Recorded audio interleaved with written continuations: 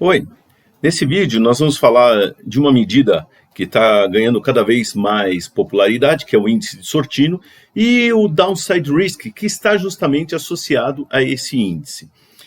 O índice de Sortino é muito parecido com o índice de Sharpe, o índice de Trainer ou outras medidas de desempenho que levam justamente em consideração a relação entre o retorno no numerador da medida e o risco no denominador.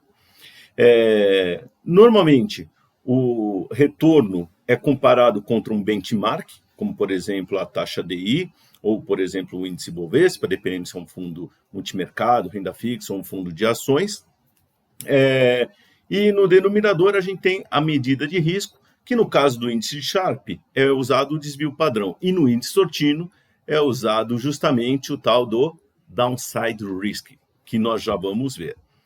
Então, primeiramente, como vocês estão vendo na fórmula, o índice Sortino, ele compara o retorno médio do fundo em determinado período contra o benchmark, e o benchmark é um índice de referência, ou um determinado percentual, taxa de retorno de referência que o investidor tem, e divide isso pelo semidesvio padrão.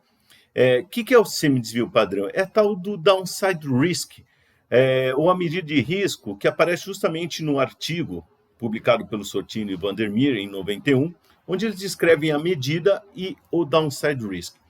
Downside risk são as perdas que o fundo, por exemplo, tem, ou o investimento tem, abaixo de um determinado benchmark ou determinada referência. Ou seja, não é toda a variabilidade que é considerada risco na medida de Sortino. E por isso muita gente está olhando o Sortino ao invés do Sharpe. Ou a recomendação é, olhem as duas medidas. Sempre quando vai analisar risco, use mais de uma medida. Então, enquanto o Sharpe está olhando o desvio padrão que mede a variabilidade como um todo, no Sortino ele só olha a variabilidade abaixo de determinado benchmark.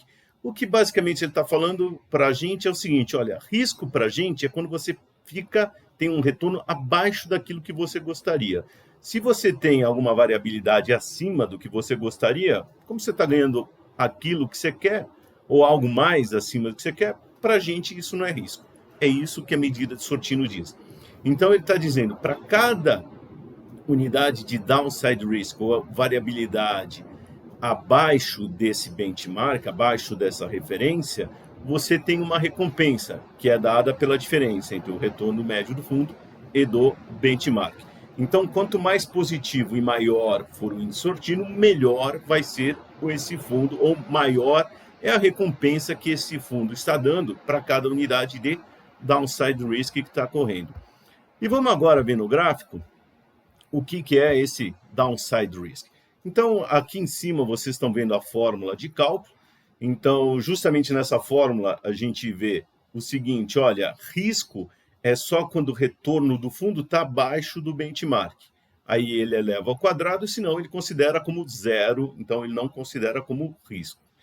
E aí faz a média dessas perdas que você tem abaixo do benchmark e tira a raiz quadrada. Esse seria o semidesvio padrão na concepção dada pelo Sortino e o Vandermeer no artigo deles. E aqui, no gráfico, ao lado, o que vocês estão vendo é a comparação entre o que o semidesvio padrão considera como risco e o que o desvio padrão considera. Então, no desvio padrão, como a gente vê, tanto para cima como para baixo, toda variabilidade é considerada como risco. No semidesvio padrão, não. Só a parte de baixo que vocês estão vendo aqui é considerada como risco. Por isso é interessante, muita gente considera isso, por exemplo, como risco. Olha, risco para mim é estar abaixo daquele retorno que eu queria. Se está variando para cima, para mim, tudo bem, incomoda, mas não é risco. Tá? Por isso, a recomendação olhem aí o índice de Sortino e olhem também o índice de Sharpe ou outra medida de risco adicional, ou melhor, outra medida de desempenho que relaciona retorno contra o risco. Tá ok? Pessoal, continue assistindo nossos vídeos e invista consciência.